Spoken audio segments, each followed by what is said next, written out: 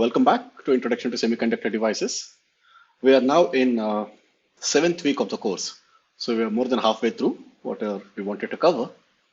And in the last week, we were discussing the operation of MOS capacitors. We looked at the depletion, inversion, and accumulation regimes. And we understood them based on simplified band diagrams. We just looked at the semiconductor part of it, right? So today we would like to go deeper into understanding the electrostatics of MOS capacitor. And to do that, let's start with the basic bands. So this we have done even for the metal semiconductor junctions. So we have semiconductor, which is having the EC and EV, the conduction and valence bands, and then there's a certain Fermi energy.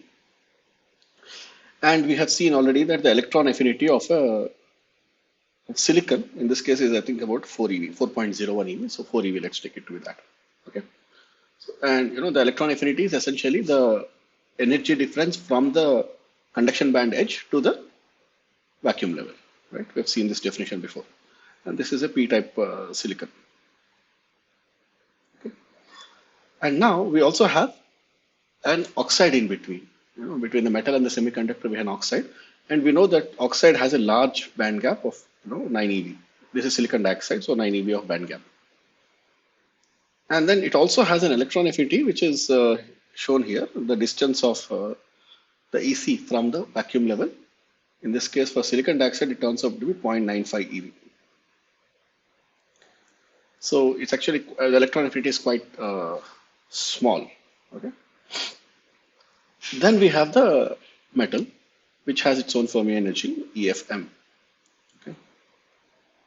So, we can define the work function of a semiconductor, phi s. Okay.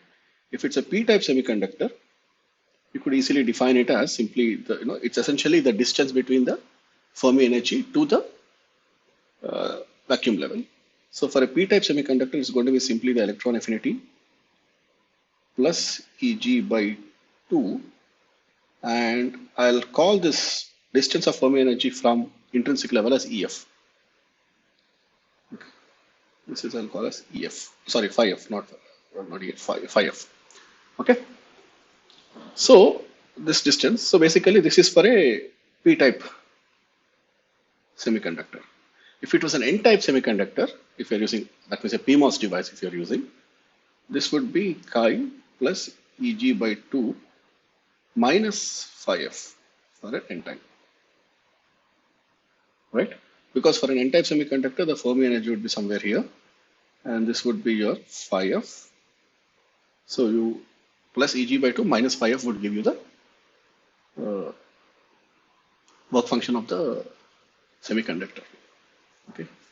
So there is a, right now we have not really considered that they are in contact. We are still looking at all this metal semiconductor, silicon dioxide, slightly far apart, right? So we can define an important parameter which we call as phi ms, which is essentially the work function of metal minus work function of semiconductor. So this is phi ms. And this is an important quantity that we need to look at. When we talk of thresholds, we will introduce this again. But in our previous lectures, we have looked at an assumption. We said that for an ideal MOS capacitor, the phi m is equal to phi s. The work functions are same for metal and semiconductor. Okay, so this is equal to 0 for ideal MOS devices. But you will almost never have an ideal scenario because you see phi s is dependent on doping, right? So this has a this one. So the work function of a semiconductor is dependent on the doping density, and you will have different varying amounts of doping, and because of that, phi ms is going to be varying even if you just take the exact same metal, right? So it is never going to be 0 for all the devices. It's going to be some number. Okay. But right now we don't want to worry about it. We want to simplify our analysis. So for today, we will assume that phi ms is 0. All right. Now, if phi ms was 0 and you don't apply voltage, what happens when you bring them in contact? Right? We have to, when we bring them in contact, essentially, the first thing we have to do is draw equilibrium Fermi level, which is a straight line. Okay. Since there's no applied voltage, implies EF is uniform, right? Applied voltage is 0 implies EF is uniform, right? That was the first step in drawing band diagrams all the time. Once you do that, you draw the EC and EV at appropriate distances. Okay. So one important thing to make sure is the distance of the electron affinity is basically given known, right? So basically this is 4 EV. If I put a vacuum level here, so this is 4 EV and this is 0.95, right? So basically this particular barrier here is going to be 3.05 EV. Okay. And this is the energy band gap. This is 1.1 EV. Just please remember, these diagrams are not drawn to scale. If I were to draw to scale, then this region has to be 1.1. So this has to be 3 times this. So I'm not drawing to the scale. Okay, just indicate if these are distances. But you need to remember that this barrier is 3 times almost, slightly less than 3 times the energy band gap. Okay, so it's quite large barrier. Similarly, on the lower side, you have a barrier. So this will be, roughly something number between 3 to 4 EV, some number between that. Okay, depending on the band gap, you can calculate. So what does this mean? Well, this is an insulator, right? We know that silicon dioxide is an insulator, and we see that if there are, let's say, electrons in the conduction band of silicon, they see a 3 EV energy barrier, which is a very substantial amount of energy barrier. That is why electrons cannot go into the metal. Okay, that is why it behaves as an insulator. Similarly, if you have holes in the valence band, they too see a energy barrier of about 3 to 3.5 or so EV, right? So they also cannot go into the metal, or rather metal cannot, electrons cannot come in here. Okay, so because of that, oxide acts as an insulator, right? Because of energy barriers. Oxide is insulator because of energy barriers in EC. For energy barriers, I would say for electrons and holes, okay, to move into metal. Okay, and we have briefly mentioned the problem of energy barrier, right? So wherein if you have a barrier like this, the height of the barrier we know, 3 EV in this case, and the width of the barrier will be the thickness of the oxide. Okay. So because of that, you can analyze and see what happens. And if the thickness is large, if it's 10 nanometers, it's almost like a perfect insulator. But the moment the thickness reduces, this MOS capacitor starts having leakage because electrons will tunnel across the barrier. Okay? The tunneling current becomes significant. That is the reason why the leakage current increases. Okay, and the MOS device does not work as a proper capacitor because of the leakage. Okay. All right. So this is the basic background. So let's try to analyze what happens when you have a MOS device in accumulation. Okay. Let us start with the NMOS device. That means I'll start with a PMOS, P-type substrate. Okay. So let me draw the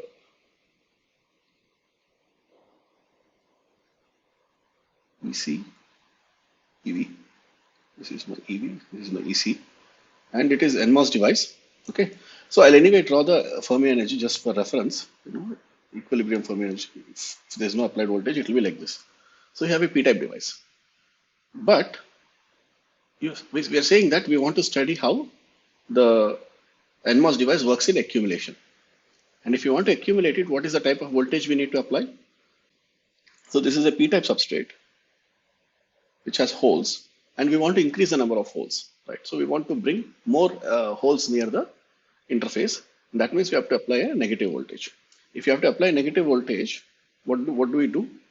the Fermi energy shifts up whenever you apply. So essentially, we are applying a voltage with respect to the bulk. Let's say this bulk is, this is grounded, and you have a metal here on this side, and we'll apply voltage. I'll just show that.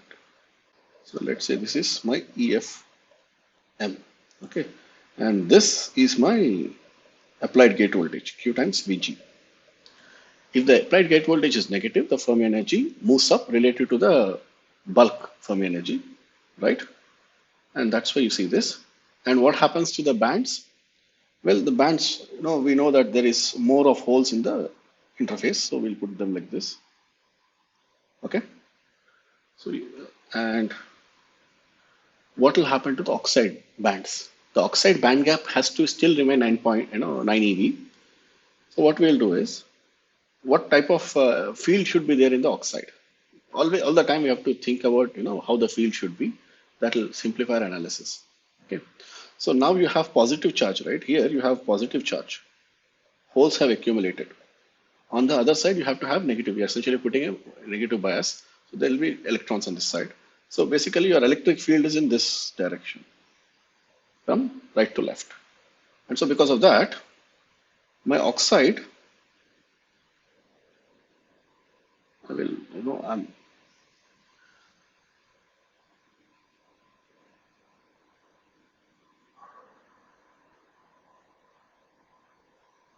oxide will bend this way.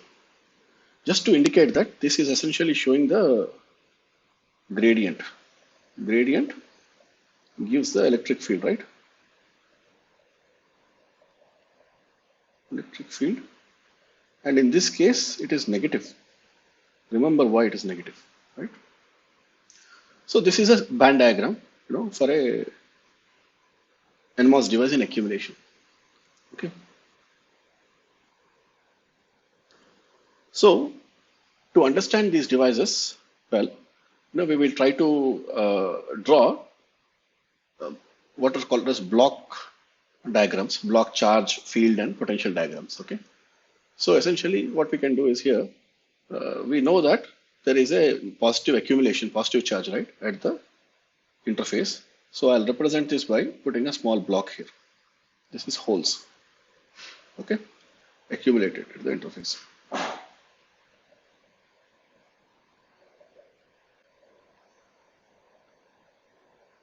Right, this is holes accumulated at the interface. Let's say if this is, I'm sorry, I should actually make it positive.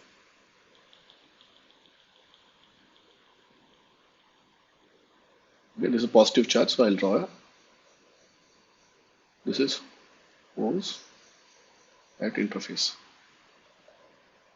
So this is plus Q charge. So since it's a capacitor, there has to be equal and opposite charge on the metal plate. So that also will be at the interface here. Minus Q charge, right? So what is the thickness of these charges? This, if I took a look at these two charges, right?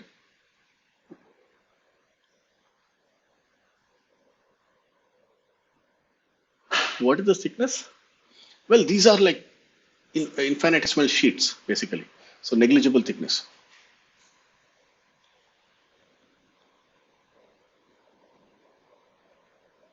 Why should they be negligible? Just at the interfaces, interface between silicon dioxide and metal, we have a negative charge. At the interface between silicon dioxide and silicon, we have the positive charge. Why should they be negligible thickness? Well, I mean, we know that the electric field inside the metal cannot be non-zero, right? It's zero. The thickness of the metal is such that the potential is same everywhere, and then the electric field has to be zero, right? So if I draw the electric field, I know that this is here 0. And even in the silicon, it is 0 because it's a, lots of holes and they behave like effectively like a metal, pseudo metal, right? The semiconductor behaves like a metal, almost like a metal. There's going to be a small electric field, but we can neglect that. So basically electric field is E is 0 here in both these locations. Okay. Remember, if there was an electric field, the charges will reorient because they're all free charges. Holes in the p-type semiconductor and electrons in the metal, they're free charges. They can reorient in such a way that the electric field is skewed. So there cannot be any electric field in the bulk of a metal, right? So that's why our charge exists only at the interface. So even though I'm showing this, blocks to be a finite thickness, for all that's only a visual way of representing it, but it is understood that they are very, very right at the interface. Okay. All right. So yeah, you have equal and opposite charges. So there should be a capacitance. So what is the capacitance? Okay. So the capacitance you can think of C accumulation, CACCL, right? Okay, C accumulation should be equal to simply the, you have the oxide and essentially the oxide capacitance, right? So we'll take it as C oxide because if you have, charge plus Q and minus Q separated by distance, we know the capacitance already. It is simply going to be epsilon oxide divided by the thickness of the oxide. Okay. And by the way, remember that this is in farads per centimeter square. Okay. We are always dealing with per unit area capacitances. Okay. All right. So we have the capacitance and we have the field in the metal and the semiconductor. What is the field in the oxide? Well, whenever we know, we have mastered this recipe. Whenever we want to find a field, we need to solve the Gauss law. So dE by dx should be equal to rho.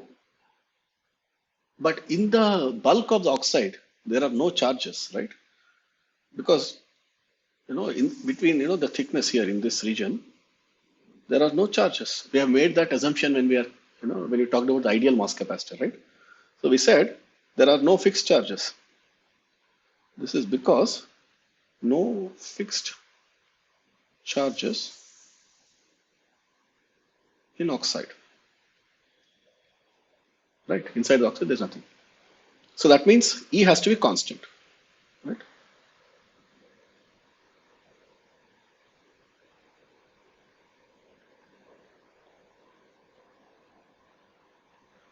Will it be 0? Because outside it is 0. Will it be 0? Well, it cannot be 0. The reason is we know that there is a positive and negative charge, right? And always when we mentioned that there is a sheet charge here, right? This is a sheet charges, right? So whenever you have a sheet charge or a charge discontinuity, the boundary condition tells you that if you have two sides, E2, okay, this is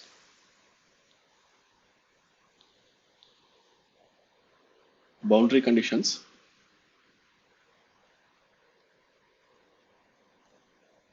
for E field, right? Normal component, of course, here, okay? So if I have two regions, E1, E2, and I'm looking at the normal component, okay? Okay, normal component only I want to look right now. Okay, if I have this scenario, what is the relation between E1 and E2? Well, you know that E2 minus E1 should be equal to sigma by epsilon naught, right? So if we can prove this based on Gauss law, okay, Gauss theorem. If you take a Gaussian pillbox and then look at how the electric field is. So only on the top and the bottom faces of the cylinder you can have non-zero contribution of flux. So that will give you this. Okay. So essentially, this discontinuity in the electric field is sheet charges. Okay. Sheet charge. Okay. So because of that, E field cannot be 0 in the oxide, but it has to be a constant. And we know that constant has to be, just by looking at this picture, we know that electric field is actually going from right to left. So we will take it to a negative number, and I will erase this bit here. Okay, and I'll show that electric field is essentially going to be something like this. Here, E field is constant. Okay. So this is how electric field looks like in a MOS capacitor, right? Now, we would also like to analyze what is the potential. Okay. And whenever we want to take potential, we take some reference. So let us take the potential in bulk is 0. Let us take this as a reference. Bulk, we keep it 0 and we see what happens. And and there is no electric field in the silicon, so potential is going to be constant. But when you come to the oxide,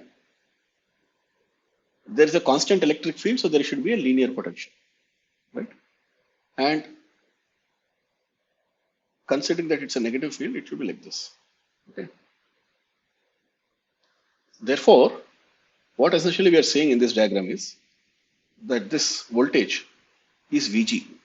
Whatever gate voltage you apply, that voltage, negative voltage we applied, that's why we are showing it in the negative axis here.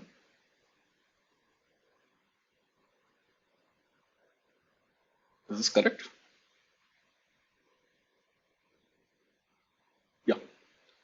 Gradient is positive, but minus of that, so yeah. So yeah, correct. Okay. So we are applying a negative voltage,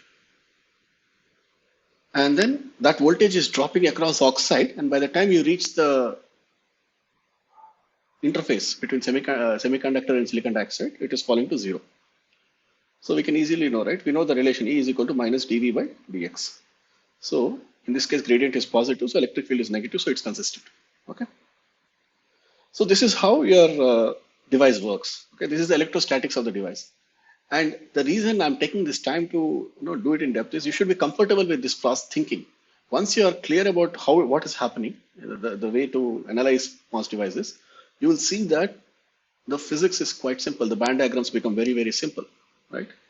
So because you see, the moment you see a band diagram like this, you know that electric field is constant and it is negative. Here also, it's constant. I mean, well, actually, I'm sure this is very, very small region. This is not going to be. This is, it seems like it's some kind of negative field, but the distance is very small. This distance is going to be negligible. I'm just amplifying it. Okay. And then metal is here. Okay. So this is how a NMOS device works in accumulation. So please take your time, work through it, make sure that you're comfortable with this. In the next video, we will talk about NMOS device in depletion. I'll see you then. Thank you so much.